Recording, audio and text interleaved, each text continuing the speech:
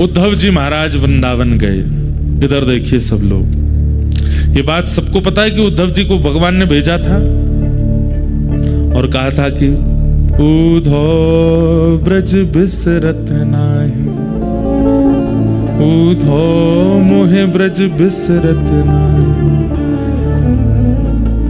एक प्रकार से अगर मैं कह दूं, यहां पर महाभागवत उद्धव जी का परिचय होगा इस कथा में आपको। भगवान तृतीय स्कंद भागवत में कहते हैं कि ऊपर से नीचे तक, दाएं से बाएं तक, चारों दिशाओं से उद्धव मुझसे रत्ती भर भी कम नहीं है।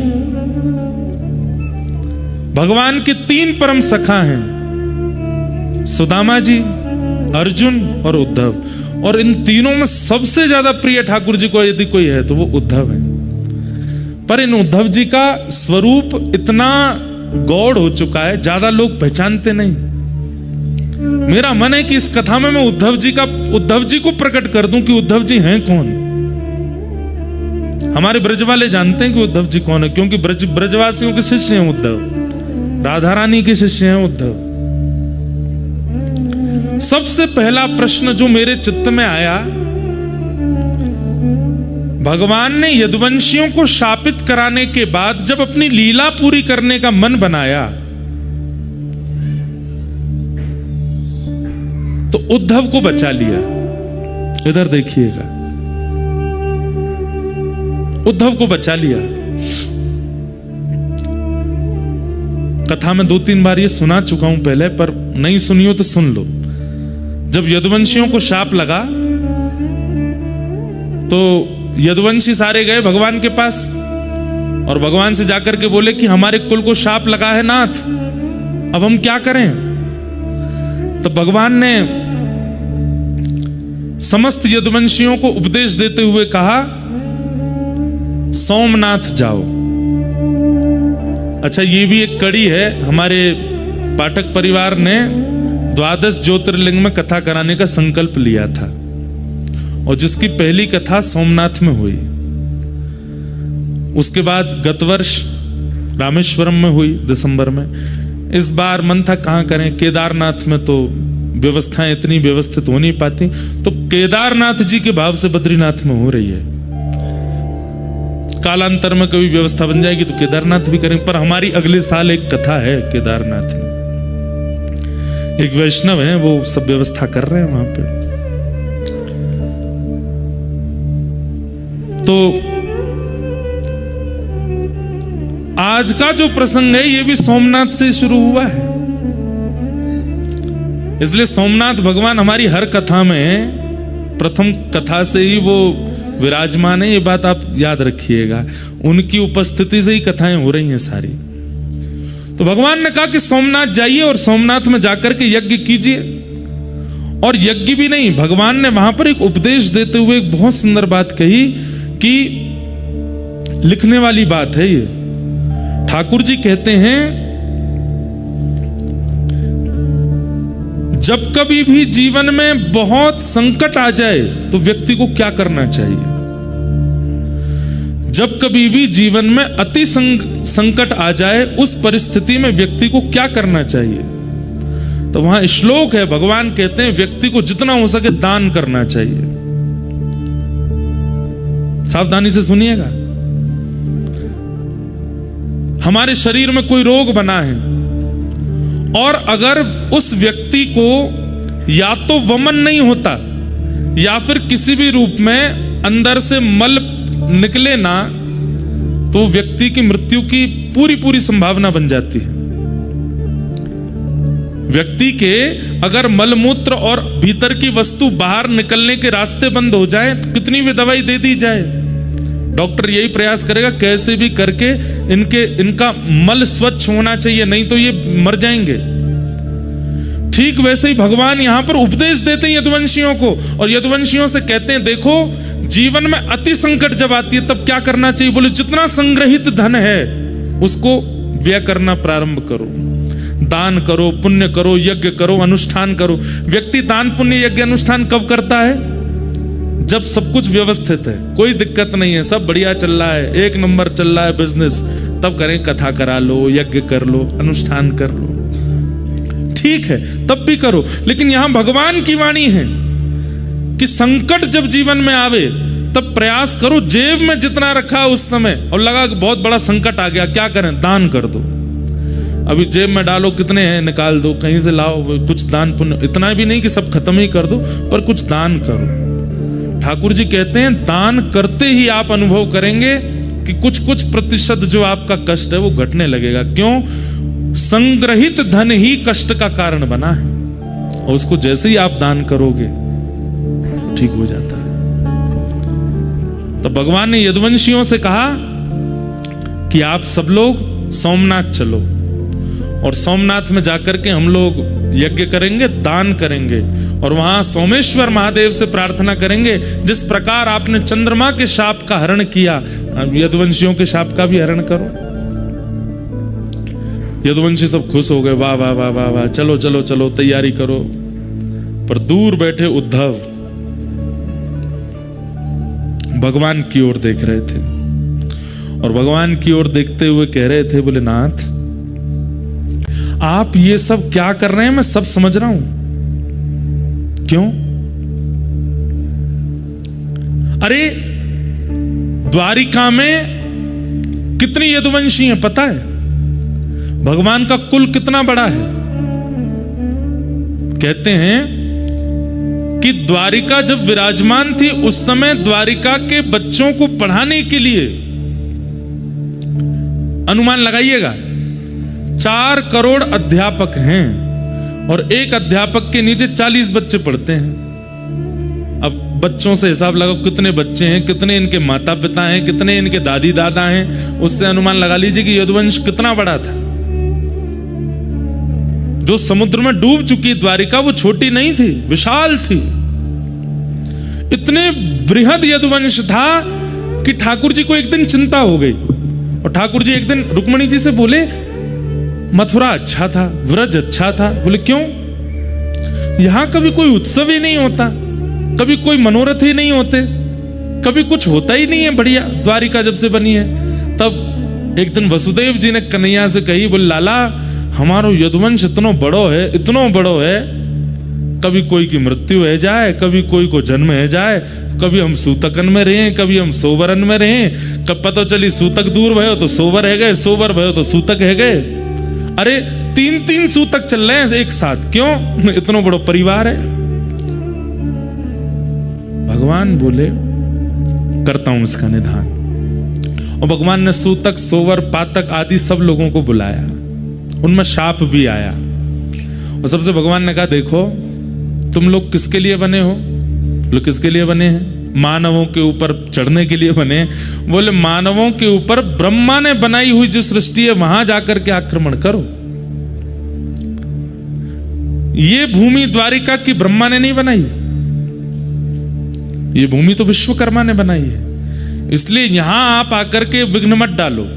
और उस दिन से द्वारिका में नियम बन गया, किसी की भी मृत्यु होती है, किसी का भी जन्म होता है, तो मृत्यु जिस घर में होती उन लोगों को सेवा दी जाती है कि भाई तुम लोग 13 दिन का अपना सब कर्म करो, बाकी पूरे नगर में सूतक नहीं लगता, और बालक के जन्म होने पर सोवर नहीं लगता। और तब से द्वारिका में उत्सव प्रारंभ हो गए। लेकिन आज जब सब यदुवंशी आए कि शाप लग गया, यदुवंशी जब चले गए तो उद्धव ने यही बात भगवान को याद कराई। बोले आपने ही सबको बुला करके कहा था यहां पर कि ना सूतक लगेगा, ना पातक लगेगा, ना शाप लगेगा, ना आदि आदि। भगवान ने तुरंत उद्धव का मुंह बंद किया, चुप, बोलना नहीं है बात, कोई सुन ना ले। उद्धव बोले मुझे सच सच बताइए यदुवंशियों को शाप लगा है? ठाकुर जी बोले नहीं लगा। और आप इनको नाव दरिया पार करा करके सौराष्ट्र ले जाएंगे सोमनाथ, और वहां चरण रखते ही इनको शाप लग जाएगा? ठाकुर जी बोले हाँ, आप शाप लगवाने ले जा रहे हैं इनको, शाप मुक्त कराने नहीं लेके जा रहे हो। क्यों? भगवान बोले उद्धव बल, सुनिएगा इतनी सुंदर, मैं तो मतलब मुझे कभी कभी ये लग रहा है मैं श्रोता क्यों नहीं हूं, मैं वक्ता क्यों हूं, इतनी अच्छी वाणी है। ठाकुर जी क्या कह रहे हैं? उद्धव, बल अगर पराधीन है तो वो वही बल राक्षस बन जाता है। इसलिए बल सदैव किसी के अधीन होना चाहिए। यदुवंशियों में बल है, पर ये धीरे धीरे सब पराधीन होते जा रहे हैं, ये मेरे अधीन नहीं है। और एक दिन ऐसा आएगा कि यदुवंशी अपने बल की पराधीनता से पूरी पृथ्वी का भक्षण कर लेंगे, क्योंकि मैं ईश्वर हूं इस बात का अभिमान करते हैं। इस बात की धन्यता नहीं है इनके अंदर कि हम भगवान के वंशज हैं। कितनी अच्छी बात कह रहे हैं ठाकुर जी कि बल चाहे बुद्धि का हो, बल चाहे धन का हो, बल चाहे शरीर का हो, बल चाहे विवेक का हो, वो सदा पराधीन होना चाहिए, दूसरे के अधीन होना चाहिए। अगर आपका बल और उस बल के ऊपर कोई दंड देने वाला नहीं है तो आप अपने बल से राक्षस बन जाओगे। रावण राक्षस कैसे बन गया? बल को नियंत्रित करने वाला ऊपर कोई है नहीं। हिरण्यकश्यप राक्षस कैसे बन गया? कंस राक्षस कैसे बन गया? क्योंकि उस बल को अंकुश लगाने वाला कोई नहीं है ऊपर। और मानव भी, हम आप सब भी राक्षस क्यों बन जाते हैं? जब हम अपने बल का, हमको कोई अंकुश नहीं होता, उस बल के ऊपर कोई पराधीनता नहीं होती।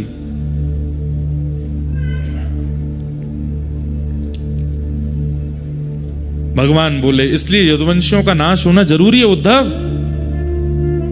और मैं इन लोगों को लेके जाऊंगा, लेकिन तुम नहीं जाओगे। क्यों? मैं भी तो यदुवंशी हूं, मैं क्यों नहीं जाऊंगा? तो भगवान बोले उद्धव, कोई तो एक रहना चाहिए ना जो मेरी भक्ति का, मेरे भाव का, मेरे ज्ञान का, मेरे धर्म का आगे तक प्रचार कर सके।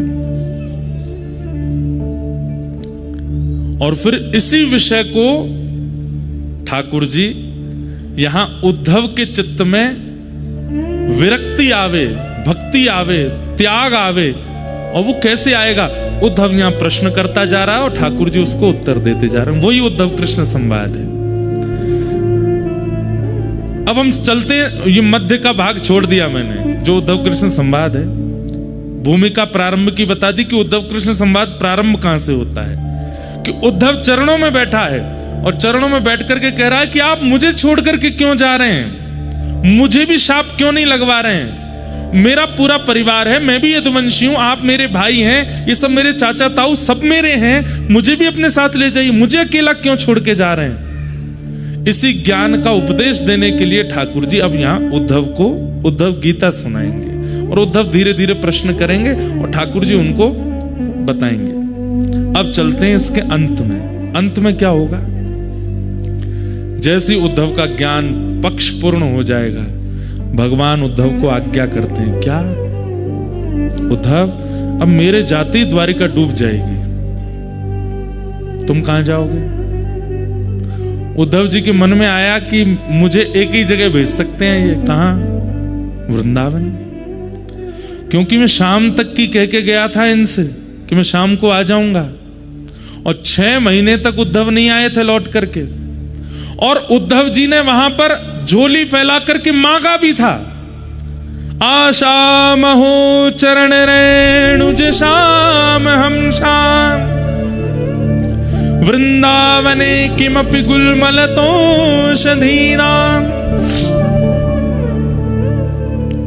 उद्धव जी के मन में आ चुका है कि ये मुझे व्रज जाने को कहेंगे, और उद्धव जी थोड़ी तैयार भी उसी तरीके से होने लगे थे। भगवान बोले, उद्धव बोले कि ठाकुर जी द्वारिका डूब जाएगी आपकी जाति। बोले जी, तो मुझे कहां जाना है? भगवान बोले बता रहा हूं। बोले मुझे पता है कहां जाना है। बोले कहां जाओगे? बोले व्रज। भगवान बोले इतने योग्य नहीं हुए उद्धव तुम, व्रज की प्राप्ति के लिए तप करना पड़ेगा। और वो तप कहां होगा? बोले बद्रिकाश्रम। श्रीमद् भागवत के उत्तर महात्म्य में स्पष्ट लिखा है। बोले क्या? व्रज की प्राप्ति, वृंदावन की प्राप्ति चाहे वृक्ष के रूप में हो, चाहे मानव के रूप में हो, चाहे कोई कीड़ा के रूप में हो, चाहे किसी भी रूप में हो, व्रज में जन्म तब तक नहीं मिलेगा जब तक बद्रीनाथ में तप नहीं किया गया होगा। बद्रीनाथ की तपस्या ही वृंदावन में जन्म देती है। तो पहला प्रश्न मेरे चित्त में जो आया था कि उद्धव को व्रज क्यों नहीं भेजा भगवान ने, बद्रीनाथ जाने को क्यों कहा? क्योंकि उत्तर महात्म्य में लिखा है क्या, साधन भूमि बदरी। बद्री क्या है? बोले साधन भूमि है, और फल भूमि व्रज भूमि। बद्रीनाथ साधन भूमि है, यहां किया गया तप, यहां किया गया जप, यहां किया गया अनुष्ठान, यहां किया गया किसी भी प्रकार से भगवत सम्मिलन का अनुष्ठान, उसका फल क्या मिलेगा? बोले वृंदावन मिलेगा। कुछ दिन का प्रवास किया है, कुछ दिन नाम जप किया है, कुछ दिन रह करके कुछ किया है, एक आध दो दिन रुके हैं, तो उसके फल के रूप में हो सकता है कि अगली बार जन्म कहीं भी हो, पर बीच बीच में ब्रज आना जाना लगा रहेगा। बीच बीच में ब्रज की प्राप्ति, यह भी पूर्व जन्म के बद्रीनाथ के तपस्या का फल है। बद्रीनाथ में रह करके कोई अनुष्ठान किया है, 7 दिन का, 13 दिन का, 15 दिन का, 20 दिन का, 1 महीने का, तो उसका फल क्या मिलेगा? जन्म कहीं भी होगा, आधे से ज्यादा समय कहीं और व्यतीत करने के बाद फिर एक ब्रजवास की इच्छा आ जाएगी, और एक आयु आने पर आप ब्रज आ जाओगे। पर सब त्याग करके अपनी अंतिम श्वास तक किसी ने बद्रीनाथ में रह करके तप किया होगा। यहां अंतिम श्वास लेने का मतलब है जन्म वृंदावन में ही होगा। यहां जो भी प्राण त्यागेगा, निश्चित है कि उसका जन्म कहीं ना कहीं व्रजमंडल में ही होगा। उद्धव ने झोली फैला करके मांगा है कि मुझे व्रज की प्राप्ति हो, तब भगवान आज जाते जाते कहते हैं उद्धव तुम बद्रीनाथ जाओ। उद्धव घबरा गए, बोले आपने व्रज जाने को नहीं कहा, जबकि आप जानते हैं कि ब्रजवासियों से, किशोरी जी से और व्रज से मेरा इतना प्रेम है, फिर भी आपने मुझे व्रज में निवास करने की आज्ञा नहीं दी, आप कह रहे हो बद्रीनाथ जाओ। तो भगवान प्रसन्न होकर के बोले व्रज ऐसे ही नहीं मिलेगा उद्धव, उसके लिए तुम्हें बद्रीनाथ में तप करना पड़ेगा, इसलिए तुम बद्रीनाथ जाओ। सोचिए,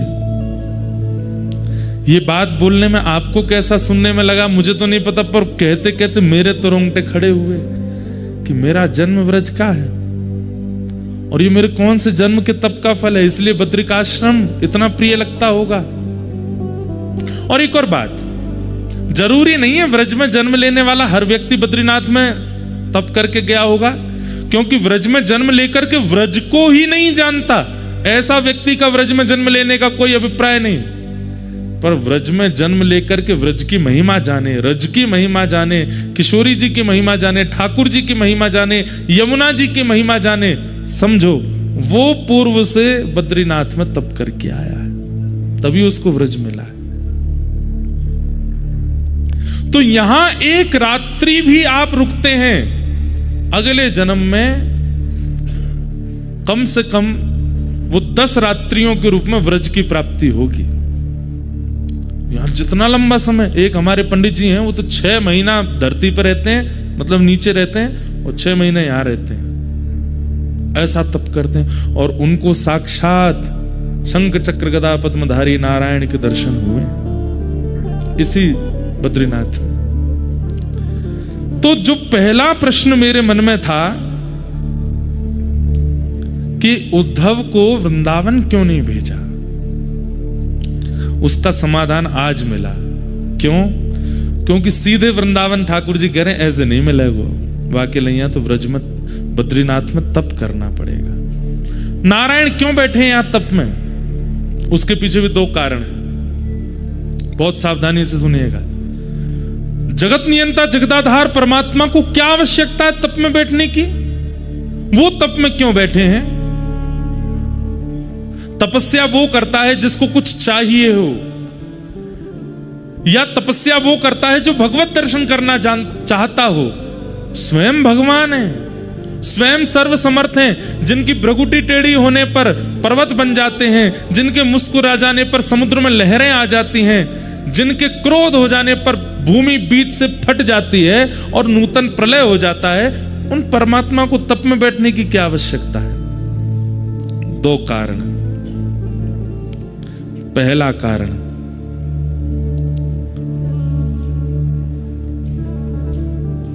कर्म की पत्नी का नाम है तपस्या। क्या? कर्म की पत्नी का नाम क्या है? तपस्या। और कर्म और तपस्या के घर जन्म लेता है फल। कौन जन्म लेता है? फल। आपके और मेरे जीवन में ये तीनों नहीं हैं, केवल दो हैं। कौन? कर्म और फल। तपस्या कहां है? और बिना तपस्या के फल का जन्म होगा नहीं। चाहे आप सतयुग में देख लीजिए, चाहे आप त्रेता में देख लीजिए, चाहे आप द्वापर में देख लीजिए, चाहे वो सामान्य मानव हो, ऋषि हो, राक्षस हो, सबको तप करना पड़ता है। हम क्यों नहीं करते? क्योंकि हम सबके नाम से तपस्या बद्रीनाथ भगवान कर रहे हैं। हमें केवल कर्म कर, कर्मण्येवाधिकारस्ते मा फलेषु कदाचन, भगवान गीता में कहते हैं तुम केवल कर्म करो, फल देने की क्षमता मेरी है, फल मैं दूंगा। क्यों? क्योंकि कर्म की पत्नी तपस्या भगवान के पास है।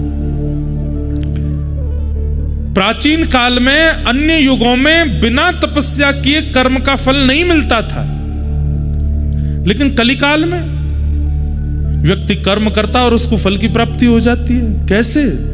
क्योंकि बद्री विशाल भगवान यहां तप कर रहे हैं प्रत्येक मानव के लिए, चाहे वो भारत का है, चाहे वो विदेश का है, पृथ्वी पर जन्मा है तो जन्म लेते ही उसके नाम का संकल्प लेकर के बद्री विशाल भगवान बैठते हैं। तू बस कर्म किए जा, फल की चिंता मत कर, फल मैं दूंगा। क्यों? तपस्या से फल का जन्म होता है और वो तुम्हें भेजता रहूंगा। इसलिए मैं प्रार्थना करके कहता हूं, हर जीवात्मा को प्रयास करे कि वो हर साल बद्रीनाथ जरूर आवे और बद्री विशाल भगवान से प्रार्थना करके कहे, नाथ कर्म मैं करता हूं, तपस्या आप करते हैं, फल मुझे मिलता है। आज तक मुझे जो भी मिला और भविष्य में जो भी मिलेगा सब आपकी कृपा है, सब देने के लिए मुझे धन्यवाद। तो धन्यवाद ज्ञापन करने के लिए एक बार जरूर बद्रीनाथ आना चाहिए। तो पहला कारण, भगवान बद्री विशाल यहां तप क्यों कर रहे हैं? ताकि हमें फल मिल सके। इसलिए जब बद्री विशाल भगवान का दर्शन करो तो दो विधियां हैं। पहली विधि, अपना गोत्र बोल करके प्रणाम कीजिए। आपका नाम गोत्र क्या है? इंद्रेश उपाध्याय भारद्वाज गोत्र उत्पन्नो हम कह करके प्रणाम करो। और यदि आपकी दीक्षा किसी परंपरा में हो चुकी है तो अपने अष्टाचार्यों का, अष्टाचार्य नहीं तो 4 आचार्यों का, 4 नहीं तो कम से कम अपने पूर्व के 2 आचार्यों का। और यदि आचार्यों के नाम ही याद नहीं है तो लक्ष्मीनाथ समारंभाम नाथयामुन मध्यमाम अस्मदाचार्य पर्यंताम वंदे गुरु परंपराम। अपने गुरु का नाम लेकर के प्रणाम करो। तो क्या होता है? ठाकुर जी तप में बैठे हैं, जैसे ही आप जाकर के कहते हैं कि इंद्रेश उपाध्याय भारद्वाज गोत्र उत्पन्न करता हूं, आपको प्रणाम करता हूं, श्री कृष्णचंद्र गुरुदेव की ओर से आपको प्रणाम करता हूं, श्री गरुड़ ध्वजाचार्य गुरुदेव की ओर से आपको प्रणाम करता हूं, श्री रामानुजाचार्य गुरुदेव की ओर से आपको प्रणाम करता हूं, श्री नाथ मुनि स्वामी जी की ओर से आपको प्रणाम करता हूं, यामुनाचार्य जी की ओर से आपको प्रणाम करता हूं, सटकोप स्वामी जी की ओर से आपको प्रणाम करता हूं। तो तप में बैठे हुए भगवान जैसे ही आचार्यों का नाम और आपका नाम गोत्र जैसे ही सुनते हैं तो एक क्षण के लिए बद्री विशाल भगवान के नेत्र खुल जाते हैं। क्यों? क्योंकि आपका गोत्र वो जानते हैं। क्यों? आपके लिए तप कर रहे हैं। जैसे ही आप अपना नाम गोत्र बोलते हैं वे तुरंत नेत्र खोलते हैं, फिर बंद कर, मतलब एक क्षण के लिए कृपा दृष्टि कर देते हैं। तो बद्री विशाल भगवान तप में क्यों बैठे हैं? ताकि हमको हमारे कर्म का फल मिल सके। दूसरा, व्रज में ठाकुर जी का प्रादुर्भाव होता है और उस व्रज की पुनः प्राप्ति ठाकुर जी भी करना चाहते हैं। वैसे तो निरंतर ठाकुर जी वृंदावन में ही रहते हैं, कभी जाते नहीं, लेकिन पुनः जब द्वापर युग आएगा फिर से चतुर्युगी जब चलेगी, एक मनवंतर पूरा होगा, उसके बाद फिर से नंद यशोदा आएंगे और फिर से ठाकुर जी व्रज में आ सकें, उसके लिए बद्रीनाथ में तप कर रहे हैं कि मुझे वृंदावन प्राप्त हो, मुझे ब्रजवासी प्राप्त हो, श्री जी प्राप्त हो, यमुना जी का तट प्राप्त हो। सोचिए, यहां पर ठाकुर जी भी तप इसलिए करते हैं कि उनको वृंदावन मिले, इसलिए शिव बद्रीविशाल भगवान यहां तप में बैठे हैं। हरि हम कब होंगे ब्रजवास, हरि हम कब होंगे ब्रजवास। गाइए, हरि हम कब होंगे ब्रजवास, हरि हम कब होंगे, हरि हम कब होंगे ब्रजवासी, हरि हम कब होंगे। ठाकुर नंद किशोर हमारे,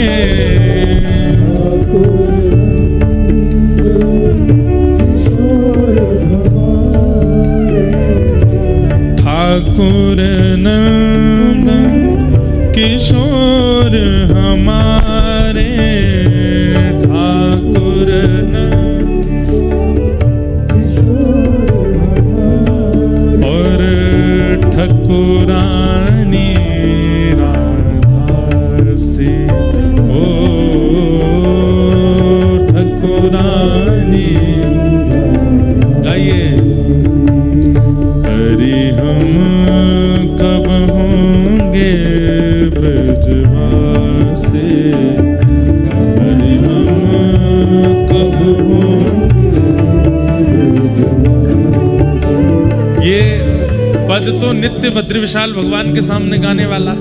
नर नारायण पर्वत को सुनाते हुए इस पद का गायन करना है, क्योंकि यही भूमि, पिछली बार मेरी कथा हुई थी तो यहाँ के उस काल के धर्माधिकारी जी आए थे और उन्होंने इतनी सुंदर बात कही कि बीज लगता है बद्रीनाथ में, वृक्ष प्रकट होता है बद्रीनाथ में, लेकिन शाखाएं लंबी लंबी जाती हैं।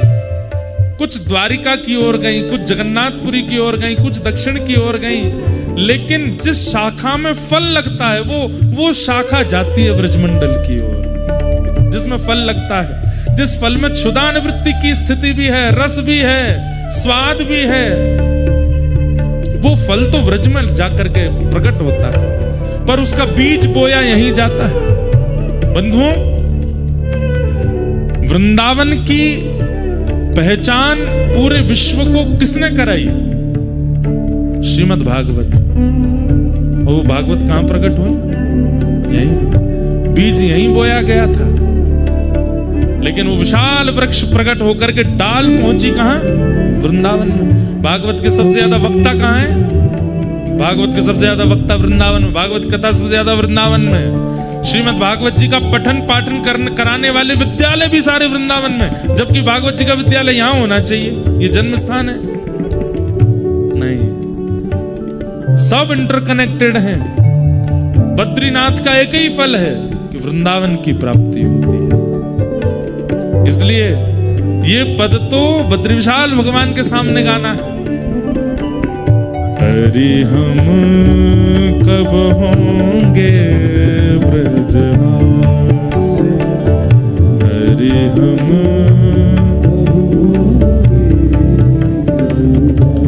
कब मिले हैं वह सखी सहेली, कब मिले हैं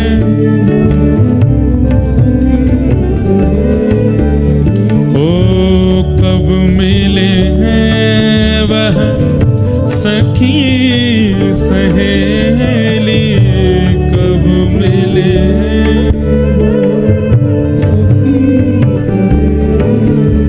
ओ हरिवंशी हरिदास, हरि हम कब होंगे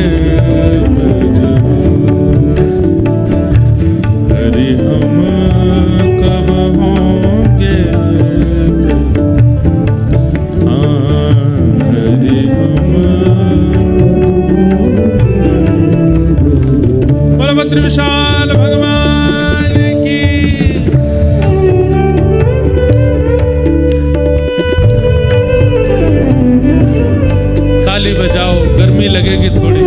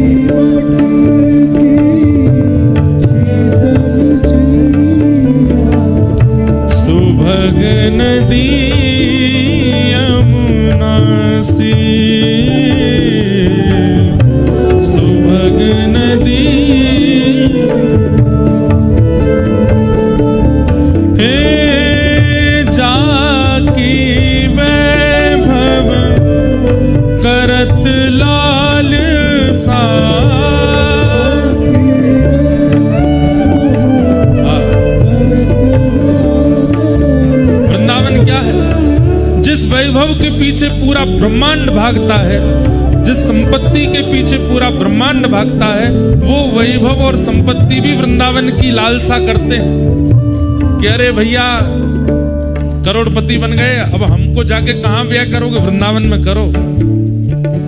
इतनी संपत्ति इतना वैभव आ गया है, कहां इसको खर्च करो, वृंदावन में जाकर कर दो। वैभव को भी इसकी लालसा रहती है, कहीं और मुझे खर्च ना करे मेरा स्वामी, इसको खर्च करने की इच्छा हो तो वृंदावन में करे। जाकी वैभव करत लालसा,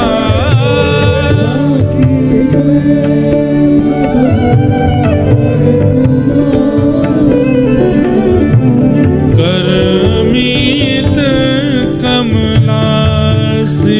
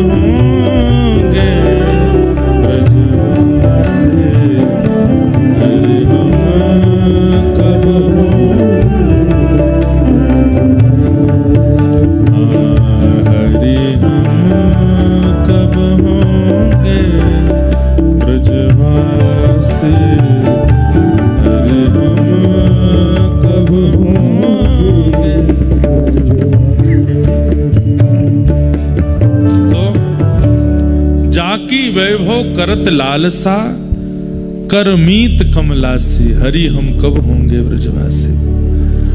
उस व्रज को प्रदान करने की क्षमता इस भूमि में है और केवल इसी भूमि में है। बाकी तो श्री जी की कृपा की अभिलाषा, श्री जी कृपा करें तो व्रज मिलेगो, व्रजवासी कृपा करें तो व्रज मिलेगो, लेकिन हम तो सब कर लेंगे जिससे भी मिले। और उसमें प्रथम यही है कि वृंदावन की प्राप्ति के लिए यहां तप